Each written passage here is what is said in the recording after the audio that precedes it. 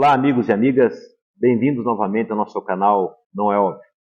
E desta feita vamos repercutir a questão da violência no Brasil, especialmente a questão da violência nas escolas. Algo que nos deixou nos últimos dias indignados e com muitas interrogações. O porquê isso acontece como acontece. Os especialistas partem, notadamente, da análise do perfil, ou perfis daqueles que cometem os atos. Há os que são os chamados lobos solitários, pessoas com algum grau de psicopatia e que escolhem as escolas como alvo, até em função da sua repercussão. Há um sentimento, uma vontade de notoriedade pelo aquele ato violento. Há também os autores que vêm de uma história tumultuada no próprio ambiente escolar. O bullying, a violência sofrida, as humilhações, que para uma mente perturbada, para uma mente com problemas do ponto de vista emocional e psicológico, pode explodir em violência ali na frente.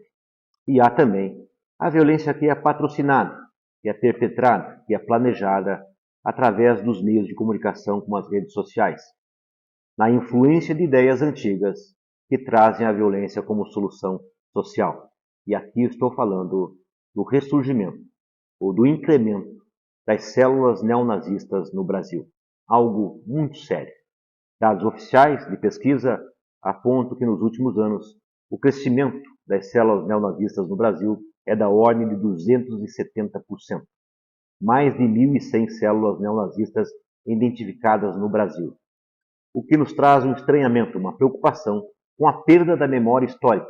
O que significou efetivamente o nazismo, que surge numa Alemanha degradada, destruída após a Primeira Guerra Mundial, empobrecida, com a ideia de uma nova Alemanha grande.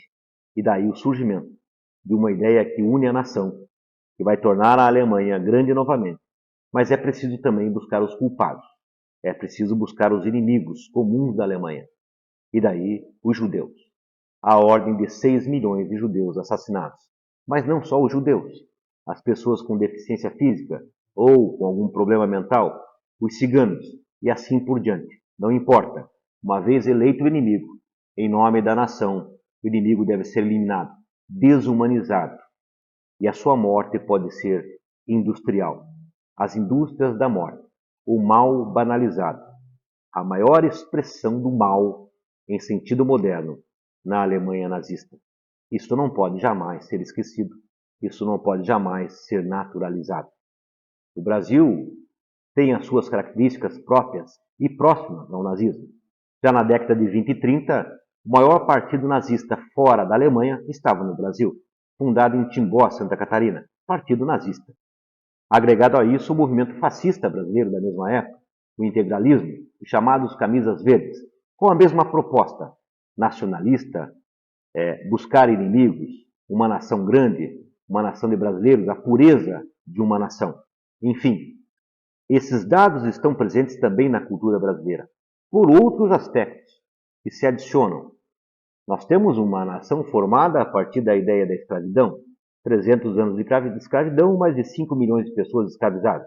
A lógica de que pessoas poderiam explorar outras pessoas, que há pessoas de primeira qualidade e pessoas de segunda qualidade. Há pessoas mais humanas, pessoas menos humanas, comparado ao arado, comparado ao animal, como era a lógica da escravidão no Brasil. Portanto, podem ser exploradas, podem ser castigadas, podem ser eliminadas, podem ser mortas, podem ser trocadas e vendidas como mercadoria. Isto está presente na nossa cultura, tem reflexos até hoje.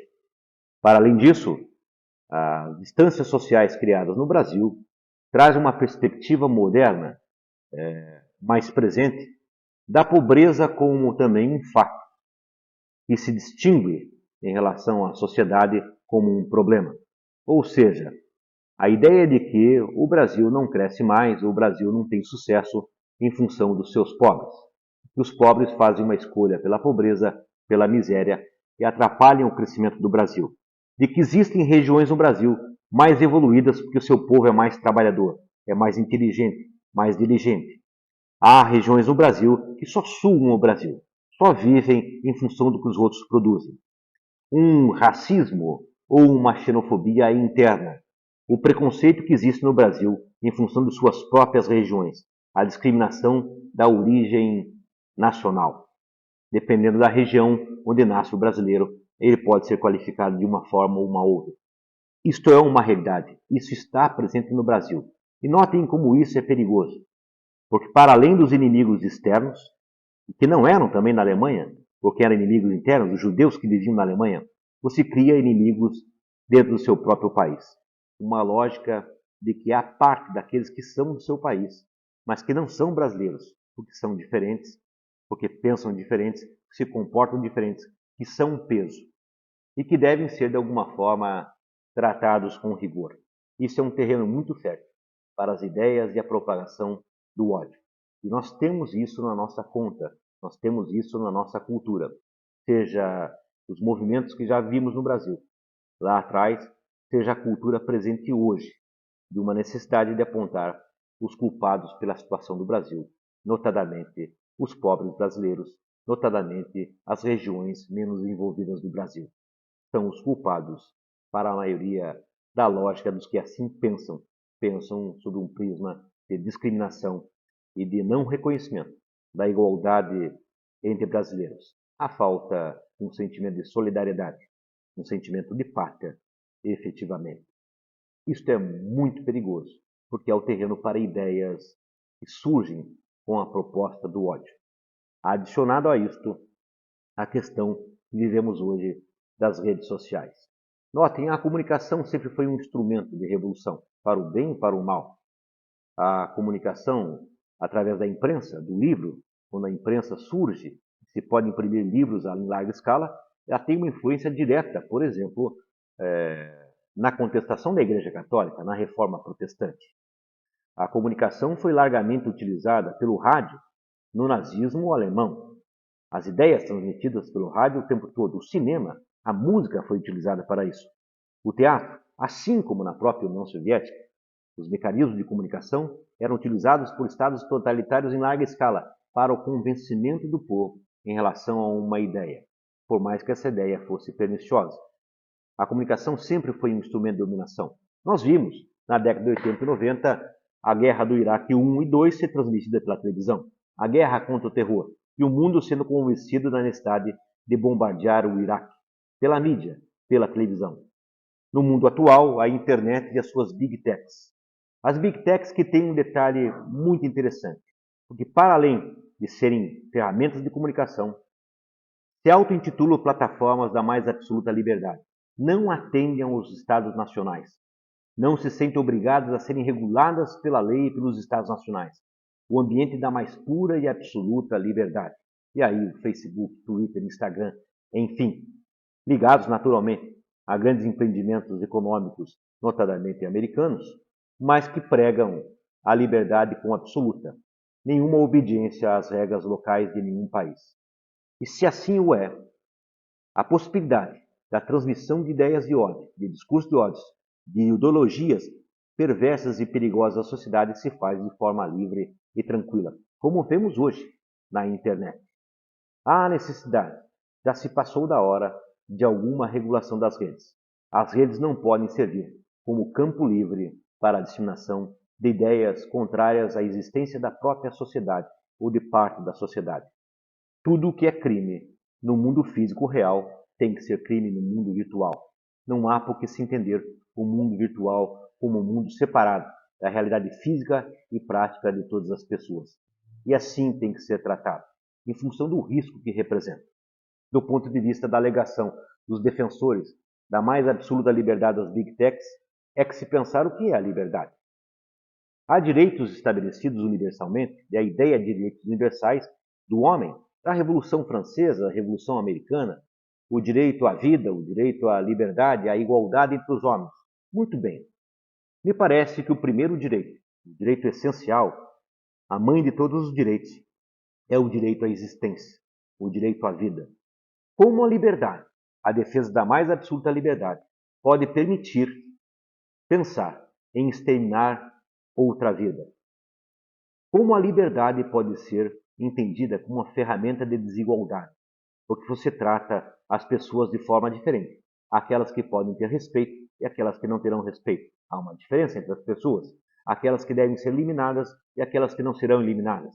Portanto, as pessoas não têm igualdade. Como a liberdade pode submeter a igualdade? Como a liberdade pode submeter a vida? Não pode. Não há liberdade sem regulação. Não há liberdade sem limites. O preço da liberdade é a vigilância firme para que o ódio não se torne a ferramenta que, a favor da liberdade, propõe a destruição do outro.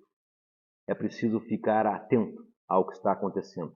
É preciso pensarmos absolutamente em formas de regulação, de abolir as redes sociais, o discurso de ódio e as plataformas que permitem, em nome da liberdade, atingir o direito maior, o bem maior que qualquer cidadão tem, a existência, com as suas ideias e com sua diferença.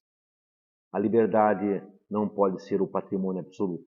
O patrimônio absoluto é a vida. É hora de pensarmos nisso. É hora de pensarmos em como regulamos uma sociedade para que se torne defensora da existência do outro, da diferença, da opinião e da conduta alheia. Ao contrário, teremos que nos acostumar, nos próximos anos, a ver cenas como vimos, absolutamente como cotidiano, que nos fazem, de outra forma também, perder o sentido da sensibilidade. Parar de nos tocar. Como vimos também nesses casos, algumas repercussões.